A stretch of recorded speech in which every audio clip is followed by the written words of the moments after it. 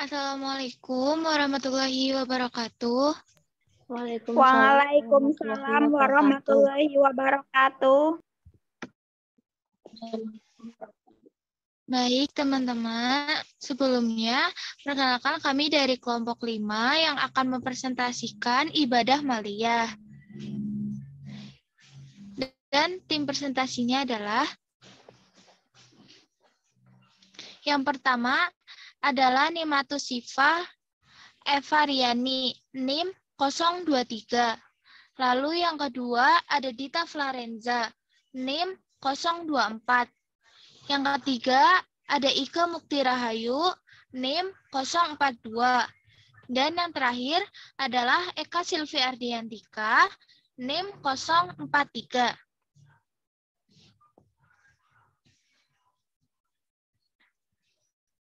Dan ada hadis yang Ike Mukti Rahayu. Dipersilahkan. Terima kasih Mbak Eka.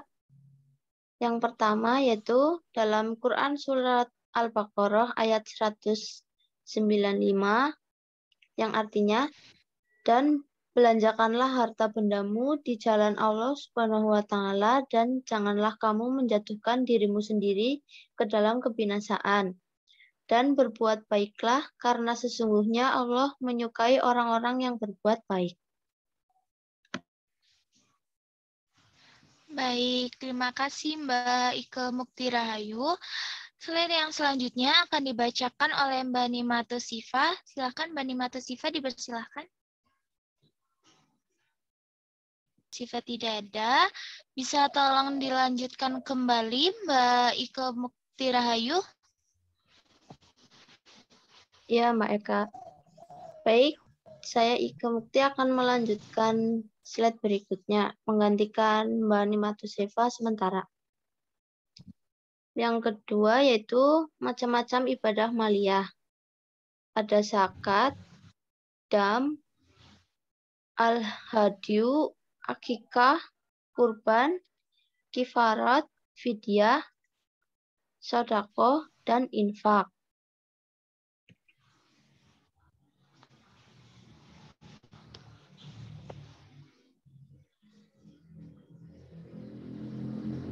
Yang pertama adalah zakat.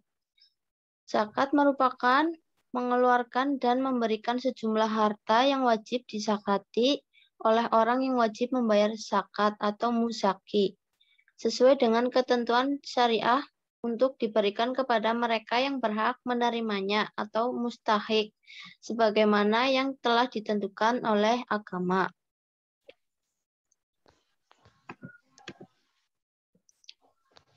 Yang kedua yaitu infak. Infak secara bahasa berasal dari kata anf yang berarti mengeluarkan sesuatu untuk kepentingan sesuatu. Sementara menurut istilah syariat, infak berarti mengeluarkan sebagian dari harta atau pendapatan atas penghasilan untuk suatu kepentingan yang diperintahkan agama Islam. Jika zakat nisabnya, maka infak dan sedekah terbebas dari nisab. Infak bisa dilakukan oleh siapapun, baik yang berpenghasilan rendah maupun sempit.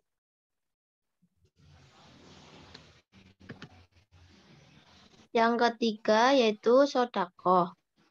Sedekah berasal dari bahasa Arab yang berarti benar. Hal ini berarti orang yang suka bersedekah merupakan orang yang benar pengakuan imannya. Secara terminologi syariat, Didin Hafiduddin menyatakan bahwa sedekah memiliki kesamaan makna dengan pengertian infak, termasuk juga hukum dan ketentuan-ketentuannya. Hal ini dikarenakan makna sedekah juga seringkali dipergunakan dalam Al-Quran, tetapi maksud sesungguhnya adalah zakat. Selanjutnya, fidyah. Fidyah adalah menempatkan sesuatu pada tempat lain sebagai tebusan atau penggantinya, baik berupa makanan atau lainnya. Fidyah juga berarti kewajiban manusia mengeluarkan sejumlah harta untuk menutupi ibadah yang ditinggalkannya. Fidyah saum wajib dilakukan oleh seseorang yang tak sanggup karena kepayahan dalam melakukan saum fardu, khususnya di bulan Ramadan. Sebagai salah satu bentuk ruksah atau dispensasi yang diberikan Allah kepada mereka, karena Allah Subhanahu wa Ta'ala tidak membebani hamba-hambanya, melainkan sesuai dengan kemampuannya. Selain itu, juga Allah tidak pernah menjadikan syariat yang diturunkannya untuk menyulitkan hamba-hambanya. Hukum fidyah yang pertama yaitu tidak mampu melakukan saum seperti karena lanjut usia. Yang kedua, orang sakit permanen yang kesembuhannya sangat sulit. Yang ketiga, perempuan hamil atau perempuan yang sedang menyusui, atau yang bersangkutan boleh memilih antara qada saum atau fidyah. Yang keempat, jumlah fidyah adalah sejumlah makanan yang dikonsumsi yang bersangkut pada bulan Ramadan. Setiap hari tidak puasa diganti dengan fidyah, maka makan sehari untuk seorang miskin. Untuk slide selanjutnya bisa dilanjutkan oleh Mbak Dita Flarenza. Dipersilahkan. Baik, Mbak Ike Mukti Rahayu. Yang kelima, kifarat.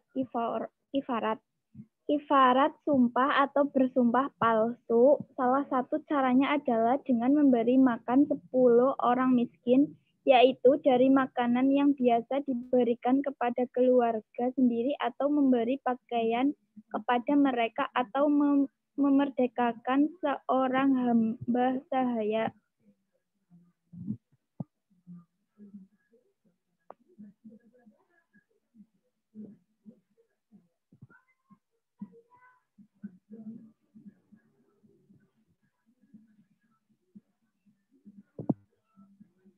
Lima, kifarat saum atau sebagai akibat melakukan pelanggaran saum, melakukan jima atau bersetubuhan pada siang hari bulan Ramadan bagi mereka yang wajib melakukan saum Ramadan. Selain bisa dengan memerdekakan hamba sahaya, bisa juga dengan melakukan saum selama 2 bulan berturut-turut. Tetapi juga bisa dengan memberi makan kepada 60 orang fakir miskin.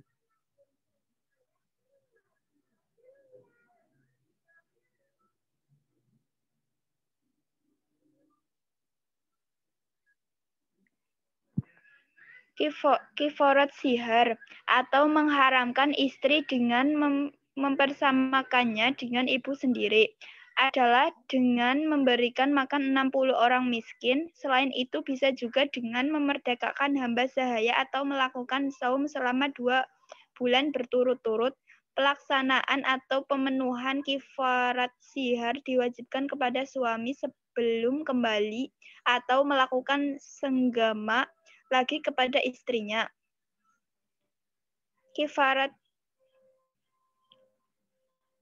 Kifarat membunuh atau tak sengaja adalah dengan memerdekakan hamba sahaya atau diganti dengan puasa 60 hari berturut-turut atau dengan memberi makan 60 fakir miskin ditambah dengan kewajiban membayar dia semacam uang duka kepada keluarga yang terbunuh.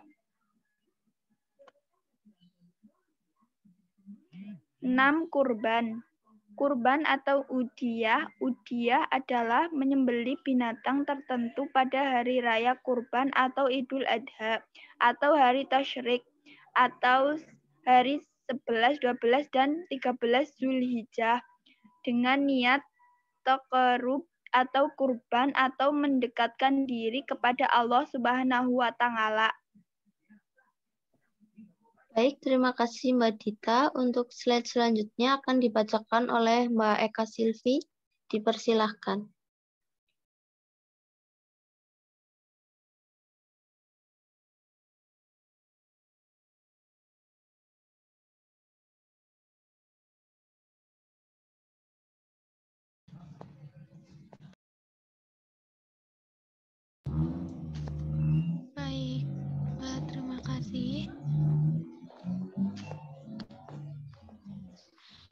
Untuk yang selanjutnya, yakni adalah akikah. Akikah adalah binatang, dalam kurung kambing atau domba yang disembelih dalam rangka menyambut anak yang baru dilahirkan. Akikah dilaksanakan pada saat bayi berumur 7 hari, sekaligus dicukur habis rambutnya, digunduli kepalanya, dan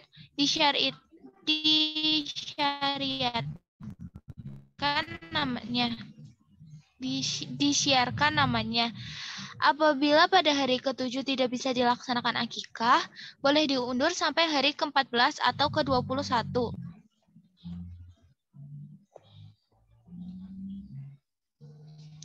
Lalu selanjutnya adalah al-hadyu.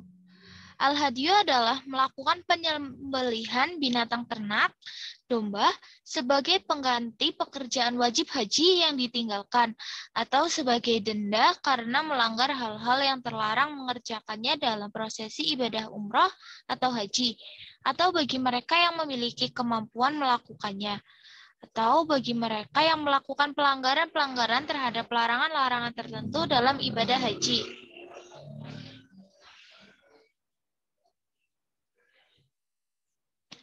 Lalu selanjutnya adalah dam. Dam adalah menyembelih binatang tertentu sebagai sanksi terhadap pelanggaran atau karena meninggalkan sesuatu yang diperintahkan dalam rangka pelaksanaan ibadah haji dan umroh, atau karena mendahulukan umroh daripada haji, haji tamattu, atau karena melakukan haji dan umroh secara bersamaan, haji kiran.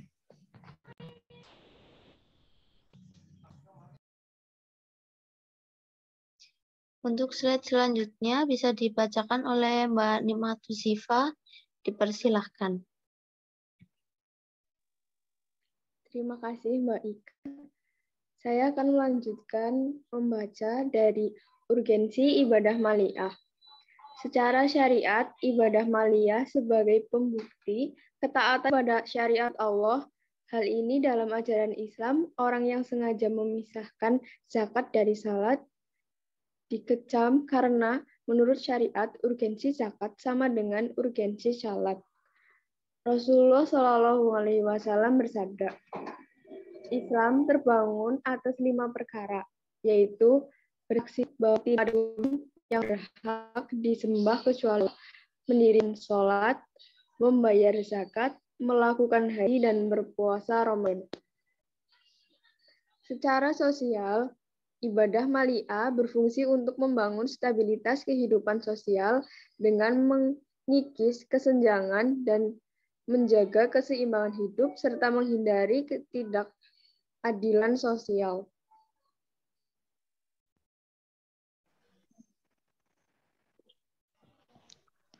Baik, untuk selanjutnya akan dibacakan oleh Mbak Nikmatus Zifa. Silakan Mbak Nikmatus Zifa dilanjutkan. Terima kasih Mbak Eka. Urgensi ibadah maliyah. Secara pribadi, ibadah maliyah berfungsi untuk menumbuhkan kepekaan hati pada sesama manusia. Ibadah maliyah membersihkan hati dari kotoran kebahilan, keserakahan, kekejaman, dan kezaliman terhadap kaum fakir miskin. Secara perekonomian, ibadah maliyah berfungsi untuk mengembangkan pemanfaatan harta karena harta seseorang akan menjadi bertambah dan multi manfaatnya, bukan hanya untuk diri sendiri.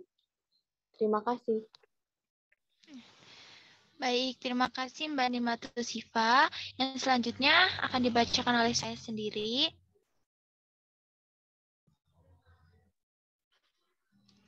Hikmah menjalankan ibadah maliyah.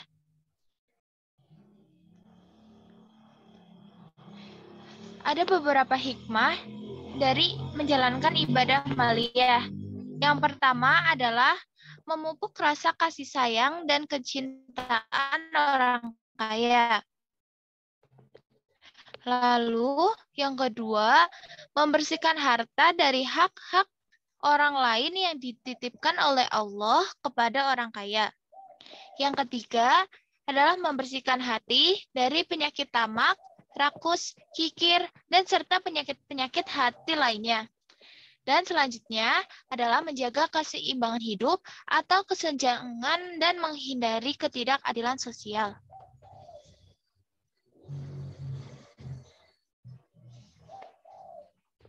Selanjutnya adalah mengikis segala bentuk kejahatan terjadi dalam masyarakat akibat kesenjangan, kecemburuan, dan ketidakadilan sosial.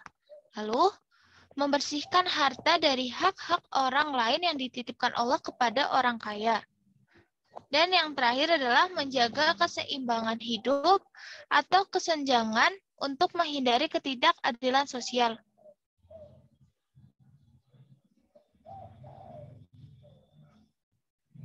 Dan yang selanjutnya akan dibacakan oleh Mbak Dita Flarenza. Dipersilahkan. Baik, Mbak Eka. Terima kasih. Makna spiritual ibadah mali'ah bagi kehidupan sosial.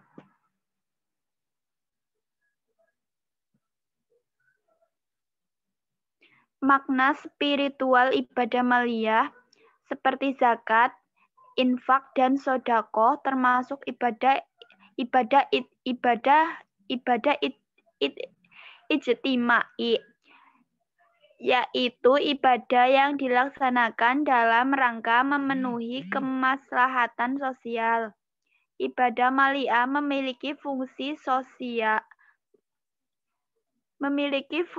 sosial dengan memberikan zis dan lainnya kepada fakir miskin, bisa menjaga keseimbangan hidup atau kesenjangan dan menghindari ketidakadilan sosial.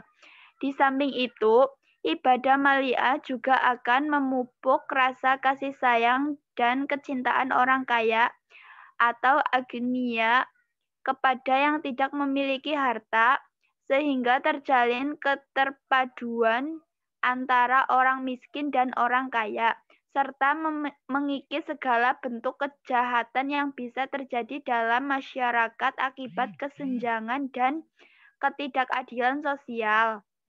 Zakat merupakan ibadah fardhiyah yang berimplikasi luas dalam kehidupan sosial atau jamaiyah, ekonomi atau iqtisadiyah, politik atau siyasat, budaya atau tsaqafah, pendidikan atau tarbiyah, dan aspek kehidupan lainnya. Zakat merefleksikan nilai spiritual. Makna spiritual ibadah mali'ah atau zakat dalam kehidupan manusia sebagai media taksiyatan nufus, yaitu memberikan dan menyucikan harta benda dan membersihkan muzaki atau orang yang mengeluarkan zakat dari sifat kikir dan cinta yang berlebih-lebihan kepada harta benda. Baik, terima kasih Mbak Dita Flarenza. Sekian presentasi dari kelompok 5. Apabila ada kesalahan, kami mohon maaf sebesar-besarnya. Nun wal qalami wa ma yasturun fastabiqul khairat. Wassalamualaikum warahmatullahi wabarakatuh. Waalaikumsalam warahmatullahi wabarakatuh.